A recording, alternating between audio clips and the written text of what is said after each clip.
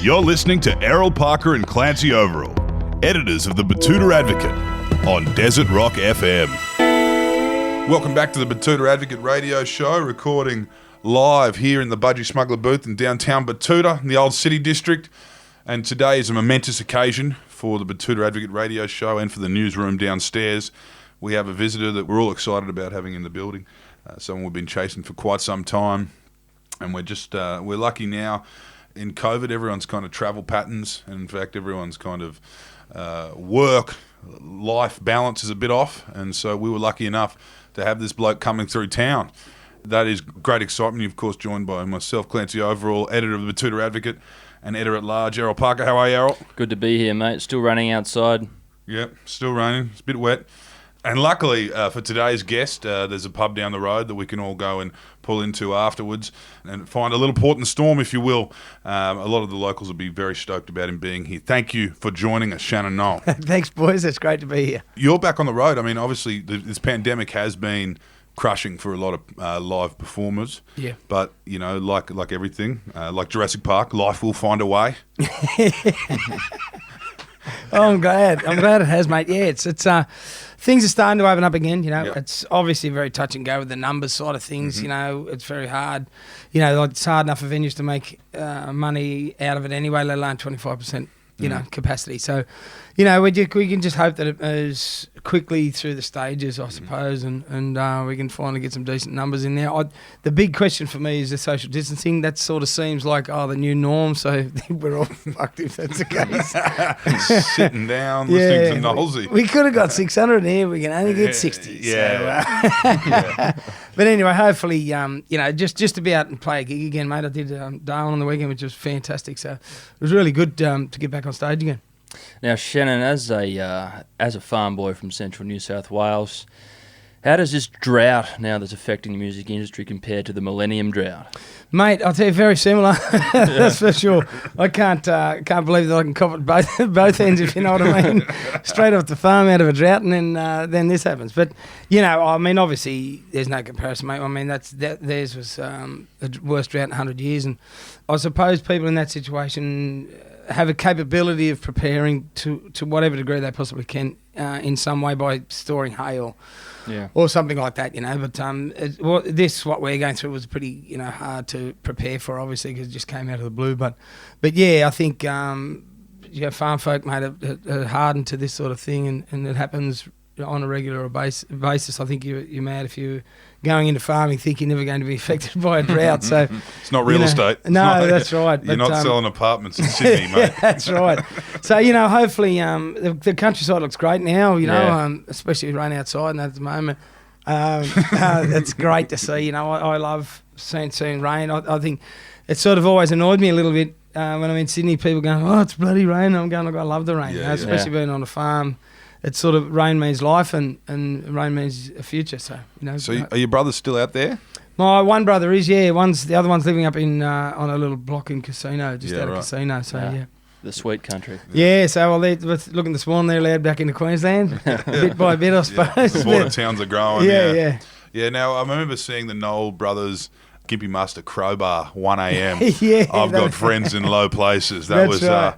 Are they still playing music? Yeah, we the boys asked. Damien's still writing. Dame's still playing drums for me a little bit. He played drums on the weekend. Ad's still playing, but his wife is immune deficient, so they've had to be pretty careful for the last sort of 6 to 8 months with what's going on. So they've sort of been a little bit locked up and locked away on the farm, which is for her safety, of course, and which has been really beneficial for them.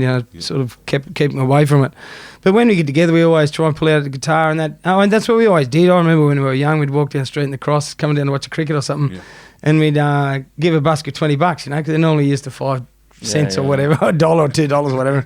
So $20 they jump at it, and then we'd start playing a few songs together and a few harmonies and that, and people started gathering around. Then whatever money we made, we'd give to the guy, the busker. So we always used to do that sort of thing. That was a real beauty and the reason why we played, just for the simple enjoyment of it. So, back home the pubs would shut at 12 and we'd be back at my brother's house by 1:30 or something, just jamming away. So there's always a bit of music involved when we get together. It's always great to have a little quiet wind down, Yeah. back at home with a guitar, just really before bed, right? Yeah, exactly right. Yeah, 100%. Yeah, half an hour or so. Yeah, that's right. I remember one time, I think we were in Narrabri, and one particular brother he just kept pulling songs out. I reckon he played for 6 hours. Just about. I'm going like, man, he's been doing some practice. Listen to the repertoire, and he's going from Kenny Rogers to Buddy John Williamson to anyone else. It was really They start good. bouncing around then. It's like, we'll go from Kenny Rogers, a bit of Dolly, Rage Against the Machine. Yeah, Here we go. a bit of Blink-182. Yeah, Limp beauty. Bizkit, back to Slim. Yeah. Now, tell us a little bit there about Condo, the town, because Yep. one thing I find funny about that part of New South Wales is it kind of is where the unofficial kind of Aussie Rules line begins, right? Yeah, it is. Yeah. So south of there is the Riverina. Talbot is where we actually grew up. About 75 k's to Condo, and it's considered Northern Riverina. Yep. Where Talbot was 50 k's from all the Danaher's come from. So there's their AFL royalty, and then you go into Condo, and it's the bottom of the Central West. So that's where you get. Then you go into Dubbo and Parks and all that sort of stuff, which is real pretty dyed in the wool league territory. So we grew up out there playing rules on Saturday league on Sunday. Couldn't walk to a Wednesday, but but it was great times. Our first seniors Aussie Rules on Saturday and under 18s on Sunday, and we just had a blast. It was just everything was about footy, and we did a lot of Ks though. We were playing against Narrandera and Leeton in the rugby league, and then Cobar and that in the Aussie Rules. Yeah, so we did a fair bit of Ks. That is a nudge, Yeah. and there was a bit of talent in the family. Yeah. My brother played Teal Cup for New South Wales, and the other one first grade here in Sydney for playing cricket. Yeah. We're related to the Stephen Mark Wall, so we're sort of cricket's pretty solid in our family, right.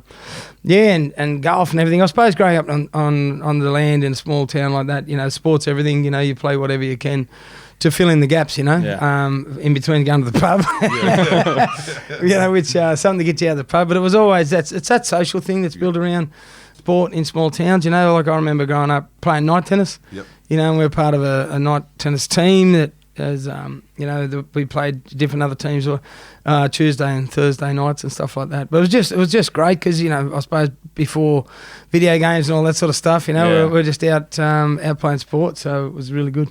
Yeah, it must have been a pretty quiet place, Condo, back in the mid-90s, wasn't it? Yeah, most definitely, mate. You go back there, most of the time you see everyone at the pub. It's not because everyone's winos or anything out there. It's just central place. People go there for dinner.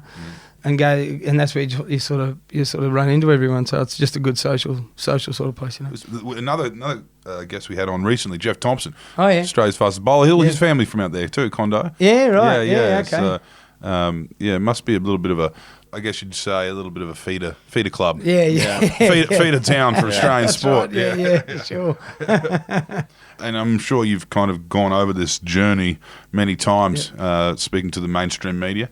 But we're not the mainstream media, so Cool. We'll get the fresh, unabridged take from Shannon Noll. Beautiful. About time. Thank God for that. Yeah. We'll get into crazy horse later. But this is season 1, Australian Idol. Yeah. So Australian Idol kind of came into everyone's households with you already in it.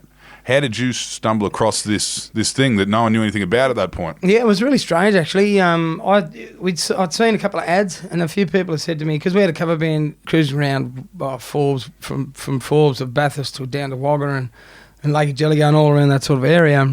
A few friends and plus some family members and that had said, "Oh, have you seen this talent show? The singing contest show?" And I said, "I've seen it." And they said, "We think you should go on it." I said, "Well, they don't specify where the auditions are. Like there was all the ads were saying, that it's coming, but there was nowhere that you could, and they definitely weren't, going to turn up in Forbes looking for auditions sort of thing. So the Forbes Town Hall. Just turn up at, the Parks RSL and you'll be right. Down the townie or something.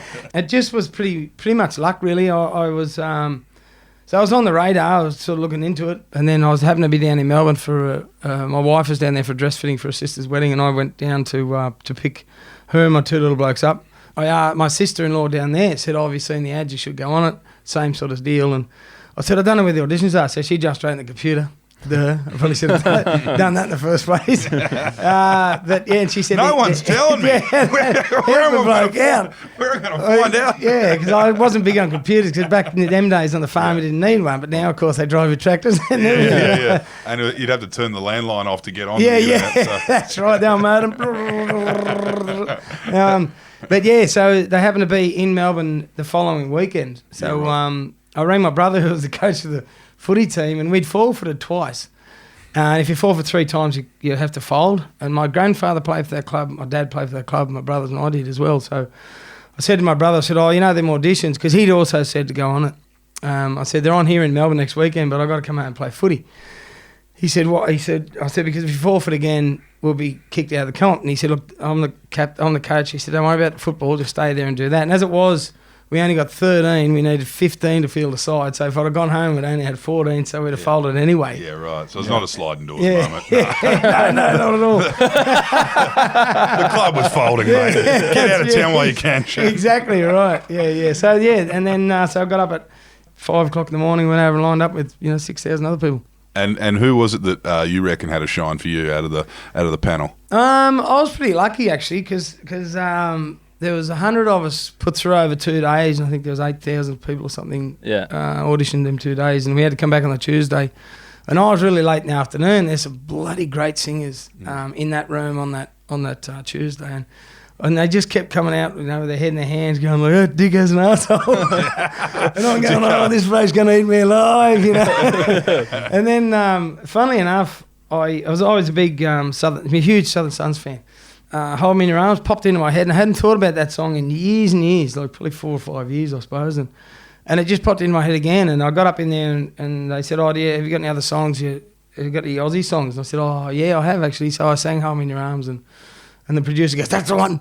He said, "Make sure you sing that one in front of the judges." Yeah. So that's what I did, and shitting bricks, I suppose. Yeah. And nervous as buggery, so I closed my eyes while I'm singing, and they were all pretty positive. So I got three thumbs up and straight through. There was only 6 of us went through, I think, then out of that 8,000 or something. Yeah, right. So you only had to sing for the producer for 5 seconds, and they were like, "Yep." Because they put you through a couple first. Like there was this the girl who was like, she was probably, she looked like she was about 16 or something. I was singing, she was worked for the company somewhere, and she went, "Yeah, no, you can go to the next stop as the producer, executive producer." So I seen him, and I sang Ben first from Michael Jackson. Yeah. And then he went, "Oh, you know any Aussie songs?" And then I sang Hold Me in Your Arms, and he went, "Yep, that's the one, stick with that one." And then so I came back on the Tuesday, and then went in there and just sang a verse and a chorus. And I've always wondered that, because you always see... Yeah, you're straight to the judges. Wow, they're patient. They're going through there like... are people who come on who are just like Jesus Christ. Yeah, I saw it, mate. There's a lot of it to entertainment value, you know what I mean? So a few hospital passes. Yeah, mate, they'll love you. Go in there. Oh, you're set. Yeah. You know what I mean? Yeah, no, I always wondered that, because there would be people getting their heads torn off by Dicko if he had to sit through 8,000 people. Oh, can you imagine? Oh, yeah, no, 100%. So they do whittle them down. So, that time there's 100 odd people that had to get through on the one day. So, and obviously, I mean, we all know how that all turned out, and Opera House, and you ticked that box before your career even started performing there, and it became this show that everyone remembers, the first season particularly. Yeah. What was it like? You got all these people from all different parts, all different walks of life, all different parts of the world. And, we've interviewed Guy Sebastian too, and he even said it himself. He's like, we had modern Australia in that room. We had the country, the guy who'd been raised on country music, and we got this kind of multicultural kid from Adelaide who's a bit of church in him, and we got all kinds of stuff going on. Loves indoor cricket for some reason. He does love indoor cricket, doesn't he? Yeah, he's a real urban kid. Plays cricket indoors kind of kid. And then of course, Nollsy. And that was, it was just a perfect final two. Yeah. But then you've got to, I imagine there's a lot of, you guys get trotted out, even the final 12, final 10, final 8. And so you've got what was it like going on basically school camp with these kids? Yeah, well, it was a really different sort of experience in the sense that it was all such a competition, but there was no real competition between us. Like, I think Guy and I especially... thought the other one would win for a start, you know what I mean? I sort of earmarked each other to go well anyway. But we were sort of it was just this mad journey that we're all trying to keep our head above water in. That was so out of our comfort zone. And even the people running the show, it was their first time doing it. It was the first time the show, second time or third time in the world. I think the US one was first, and maybe the Brit one was second, and then we were third or something. But I think it was just such a whirlwind ride. We were sort of just trying to survive in there. So we were there for each other along the way, and we helped each other out, and we looked out, kept an eye on each other and that sort of thing too. So there was never a sense of, I'm going to spike his breakfast this morning, so, anything. So something happened, we're all sort of in there going, like, just holding on, like on a life raft, and there's one goes and another one goes until there was only two of us left. Because you're playing in front of thousands of people all of a sudden. You'd have to be a psychopath to get competitive in that environment. Yeah, you would do. Exactly right. You have some fairly mad driving skills, But So just the TV thing too was a big scary one because all of a sudden I was used to just banging out pub gigs. You know what I mean? Like people sculling beer and shots and all that sort of stuff, and the band and me sculling beer and shots, and all of a sudden into this environment where there's no band behind you. Yeah. You're just out there on this stage and it's live, 100% live to air. So if you drop the mic or you trip over or you forget the words or something, there's no like, oh, sorry, can I just do that again? It's sort of there for everyone to see. So you're very, very exposed and sort of vulnerable, I suppose. But that's what made it beautiful, I think, too. And it was the very first time, I think we took the journey with the people watching it. None of the viewers at home knew it was going to happen any given minute. Neither did we, really, because we were sort of, a bit like mushrooms kept in the dark and fed on shit, you know what I mean? So, so we were sort of 1 minute to the next, we didn't know what was happening. So I think that's what made it honest and pure, So how long were you locked in that machine for? 12 weeks. Who was at home, having a look at the waters and, Well, we'd actually lost the farm before then. We'd actually sold the farm, and I was actually just doing working at mates' properties who had a bit of work whenever they did, some crop spraying for some mates or crutching for another mate or things like that. So there wasn't a lot happening at home at all, So, it sort of all built up to this one turning point that sort of just came along, and it was the only turning point, really. It was the only way to go. So, or at least one thing to have a go at, Can you tell us a little bit about those few months after you were one of the most famous people in Australian history? Yeah, it's crazy. Growing up in a small town, everybody and everyone knows you. It's sort of like that, except you just don't know anyone. It's like Sydney. Everyone in Sydney knows you. Hey, Shen, you know what I mean? Going, do I know that person? No, I don't. So it was pretty crazy, that side of it, I felt like the old security guards for a long time until I started getting down to the 6 or something. They're going like, there's that bloke from out west, you know what I mean? So, but it was an amazing journey, an amazing ride. When you share an experience like that, you know what I mean? It sort of creates a bond that stays there for a long time, Have you had any reunions? Any secret reunions? Oh, no, not really. I did a thing Today FM this time last year. Something was a bit of an idle reunion, which was a bit of fun. I haven't seen a few of the guys for ages, so it was really good. And then obviously you stay, you pump out the album, you pump out a few songs there. Well, obviously there was the motion pictures cover that you kind of came in with, and then of course, and then all your own stuff after that. You brought the boys with you. You brought the town, your hometown band with you. No, my brothers came. We'd sort of, I just sort of came straight into this. Actually, most of the Idle band was the first band that I had. Right. I couldn't get. There wasn't a lot of people wanting to work with me after it. Yeah. After the show, I just think within the industry they didn't want to.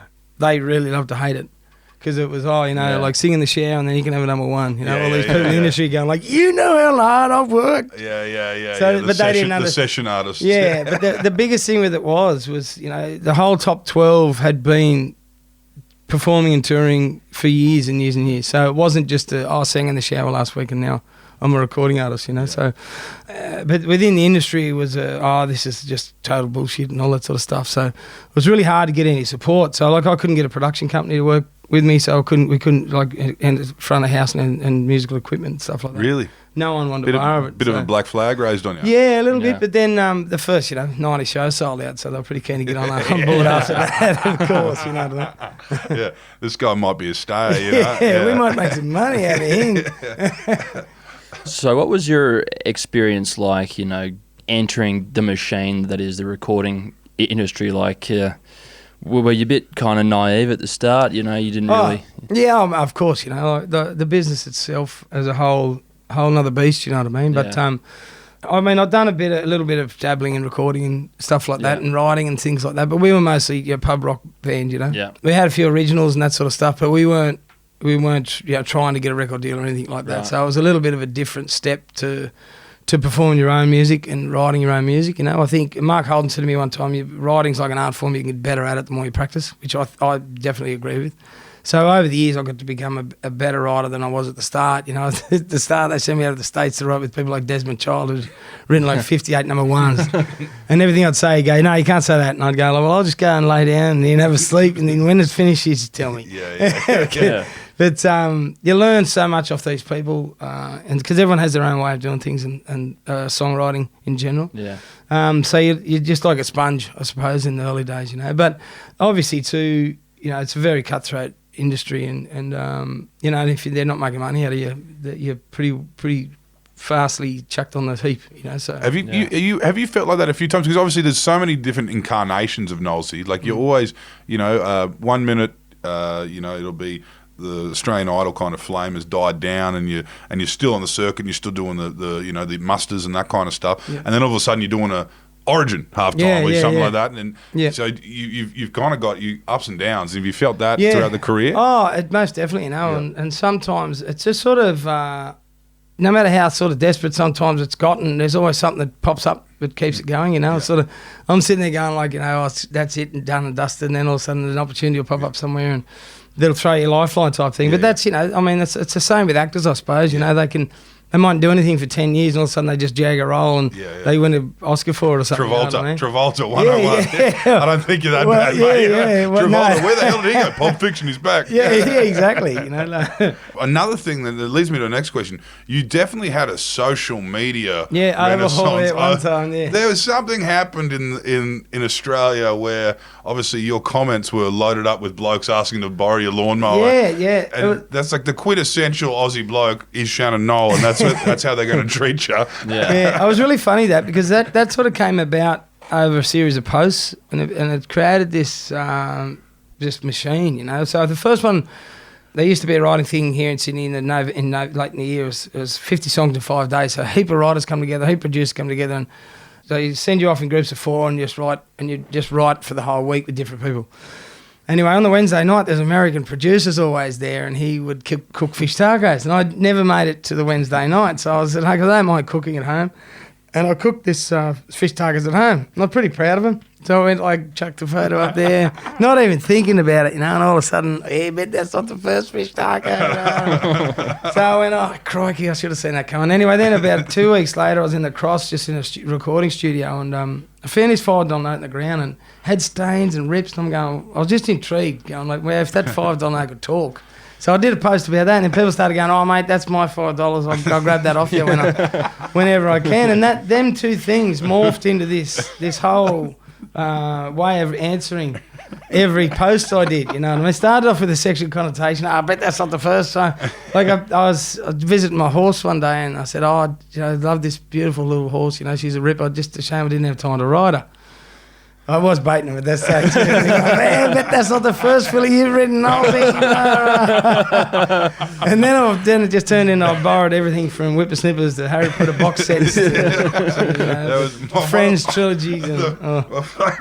My favourite one I saw was you sat on the there was a podium somewhere and you sat down on the second place. You went, second place, not again. And someone goes, one of the comments was, I bet you secretly sat on the first place for a little bit there. Just yanking your chain, Shannon, have a good one. Yeah.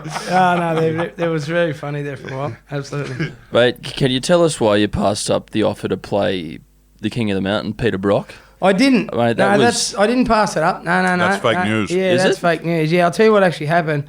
The movie was called King of the Mountain. Brocky was involved. I was supposed to play the lead role, which was about a bit of a loose mechanic. He's a loose, bit of a rat bag, so he go on street race in Sydney on the weekends. And he's a bit of a lout, you know. So anyway... I'd watch it. Yeah, well, so Bathurst Council were going to enter a team into the Bathurst 24-hour. Yeah. And they had 4 drivers and I got a Guernsey. So I was one of the drivers. Right. So as the story went, we were against Brocky and his team, and Brocky played himself in the Holden team. Merrick Watts was supposed to play European touring car driver. It was so much like Talladega Nights. It's not funny. Like the European Porsche driver or whatever. Yeah, and he's doing an accent. Yeah, sure. What? Ricky Bobby. So anyway, as the story went, because 24 hours, we had this little Mini. We totally gutted it and put this massive big fuel tank in it. Anyway, Brocky wins. Long story short, Brocky wins easily. But because we haven't stopped for fuel, we're like 3 laps in front. And this little thing's driven into the ground. She's about had enough. And it conks out about 100 metres from the finish line. And the European touring car driver, he's flown past me. He's got 1 lap to go. And I get out and start pushing. And finally, as he's flying down the straight, I just push it over the line to come second and beat him. So that was the story. But then I think what happened was they wanted to use 24-hour original footage from the actual races, and they were going to charge them like 4 times more than they had in their budget for the whole movie. Yeah, right. And then horribly we lost Brocky. So okay. So he was supposed to play himself, and I was just this bloke who's in awe of Rocky, but could drive, but not as focused as I maybe should have been. So it was in development. Yeah, right. Yeah. And we were all going to stay at the big motel that's now at the City Gate. The City Gate. Now it's Bathurst. So I was absolutely spewing. Because that would have been a bit of fun. I just I really related to the character because he was a bloke that nobody thought would make it, but he had a heap of talent, and he not that I'm saying that about myself, but he was sort of going like he was an unknown quantity, but he was just not as focused as he probably should have been. But he was thrown a lifeline, and he made the most of it. So, have you done much acting?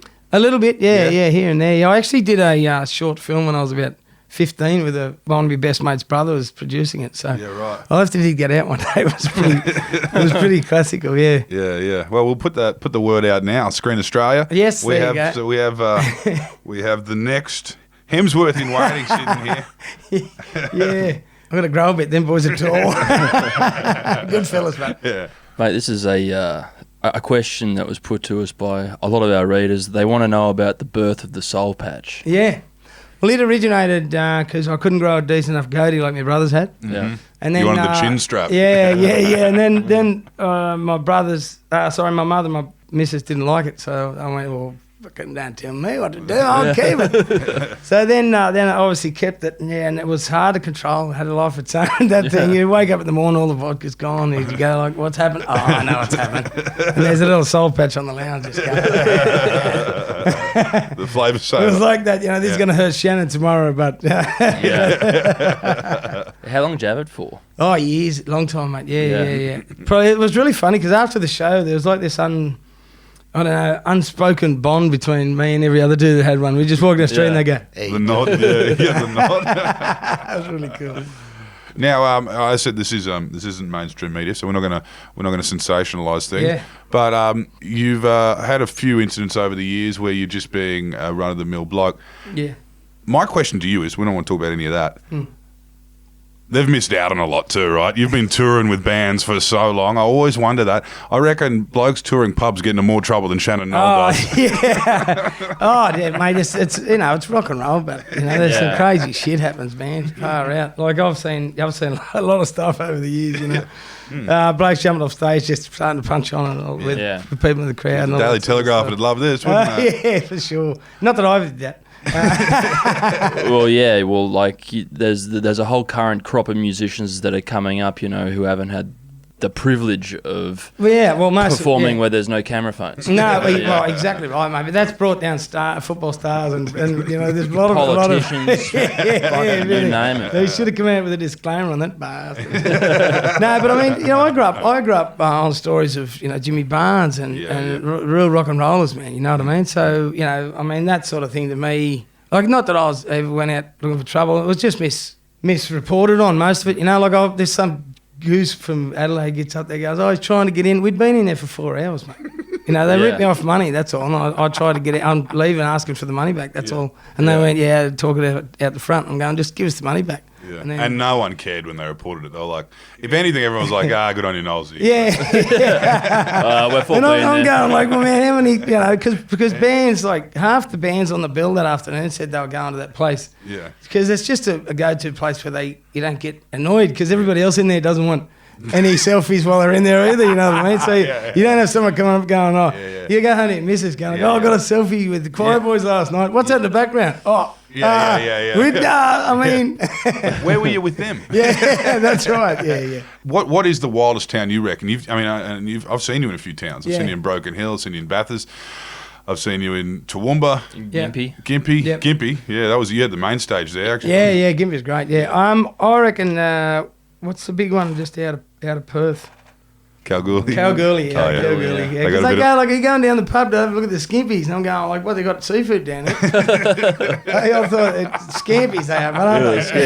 I'm going, like, well, we're... No. Big fancy prawns, Women. In the middle of the desert. I'm going, we're a long way from the beach. You sure they're okay? No, Shannon, we mean the FIFO strippers. Well, I worked at it. Brought them out here from King's Cross, mate. I worked at it when I got out there. Bloke come up to me and he goes, like, what's it feel like to be drinking in Australia's roughest pub? And I went, it feels like home to me, mate. Yeah, they got a bit of money to blow around there too. Oh, yeah. No, it's they good don't mind times a night up at the there. pub. But I had a great time up there, I sort of there's just hard-working people everywhere, and nothing different than the people who I grew up with. So, it's the people work hard, let off some steam, I don't think, anyone doing out of line, intentionally way out of line, anything like that, they get pulled up pretty quick out in places like that. So, whereas down here, it's a little bit, I don't know, it doesn't happen as much, not accepted enough or what, but the difference is, people don't get away with it. Do you reckon in cities like Brisbane and Sydney you get pestered more? I mean, it's funny, they all sort of differ a little bit. Melbourne, I get a lot more people come up to me and ask for photos and that sort of stuff, whereas I think Sydney's a little bit, especially in the city and that, they're sort of a little bit busy doing what they're doing anyway, which is fine with me. I'm not walking around going like, hey, I haven't got a car that says you just walk past. You know what I mean? Yeah. Known from. Just to jog You guys memory. remember season 1? Yeah, that's right. So, I mean, it is what it is, mate. It's just, I do find that I don't leave the house like I'm going on stage, but I think there's a lot of people who do, they're going down to buy the milk and they've got all their jewellery on and they're rocking on their leather pants. Nick Cave does that. He won't leave the house without the trench coat and the gold chain. Yeah, so I was sort of cruising around. When we were living in Shire, down Miranda there with thongs and a singlet on, that sort of stuff. And hiding in plain sight. Yeah, sort of, What's the go with this new album you've done? You're working actually with a band called Southbound. Yeah. And they're a lot of they're from all over the world. A lot of the artists that you're working with. Yeah, the girls are amazing. Actually, they're a sort of I'd class them as a supergroup sort of thing. They're all well on their way with their own careers, on the journey of their own careers, and they've all come together to put some great music out. And they're all very very accomplished musicians and vocalists as well. So it was a great opportunity to write with the girls. I was thinking like the creepy old man for a start there. Yeah. But we wrote a pretty nice little song, I reckon. They've had a couple out about drinking songs already, and I went, damn it, we can't do that one. I know I've got a fair bit of experience with that subject. I probably had a bit to write about, but we ended up writing a nice little song, and the girls, like I said, were great, really great to work with, and I think they'll. They've really got what it takes from the look side of things to the performance and to the actual capability and the talent, So I hope they go really, really well, and just hoping that they can, throw a bit of promo my way for my career. I think, it's a two-lane street. We're just trying to support each other and see how it goes. You've just come back from Darwin. Yeah. Is there anything else on the horizon for you? Yeah, mate, we've got a few shows lined up. It's slowly but surely here. We've got a few acoustic shows lined up. and bits and pieces like that. You know, it was just so great being in Darwin. I felt like the old days, if that's what you are. I hate calling it that too, but that's the way they're making us feel. Like, oh, this 6 is months ago. the new. I think that's how most people feel. Yeah, we just want to get back to when they normal. hop off the aeroplane in Darwin. You know, It was just fantastic. You know, I went down the pub and you sort of rah rah because there's so many people in there. You had to talk over everyone. I'm going, wow. Are they allowed to stand up in the pub? Yeah, like, no, it's like no social distancing, anything, mate. It's just like, hey, it was great. I'm going like, you know what? I might put my flight back and stay up here for a while. Yeah, wild. Now, can you tell us, if you don't mind us asking a very personal question, but you've sung a song related to this. What are you driving nowadays? I've got a 100 series Land Cruiser at the moment, mate. Okay. Yeah, so I just sort of Speed demon. Yeah, it's the old V8 one. She's a bit thirsty, but it's just a lot of fun to bash around in, you know what I mean? It's not too precious or anything like that, and do a bit of four-wheel driving and stuff like that, and you can't break them. You know, I think they're the best model out of a lot of them, so it's just a lot of fun to be driving around. And mate, I took it to the muffler shop and he said, "Oh, make this sound better than SS." And I went, "Oh, yes." And it sounds grumbly too. It's great. Yeah, so it's just a bit of a fun thing because, you know, over the years you sort of you get sponsor cars and stuff like that, and they're never yours, so you can't. Because I love my cars, and because it's such an integral part to country people. Like if you haven't got a car that performs well, you know, you're stuck once on the side of the road, you know, with something wrong, and you will never try and do it again. You know what I mean? Because out here, I mean, at 45 degrees on the side of the road, you don't want to be there too long with a car that you've cooked or something. Yeah, you know what I mean? there's a lot of SS utes out the front of humpies. All around this country. Yeah. It's a lot of people, you know, take a lot of pride in their cars. So Becomes parts pretty quick. yeah, that's right. If they can't get one part to fix it. That's exactly, yeah. Yeah. Oh, well, thanks for joining us today, Nolsey. It's been a great yarn. All the best with this new release. Thanks, guys. I appreciate you having me. I'm a big fan of what you do here too. So yeah, appreciate it. Thanks, Oh, Shannon. beauty. Thanks, mate. No worries. Everyone, sounds like we should get to Darwin soon. Road trip.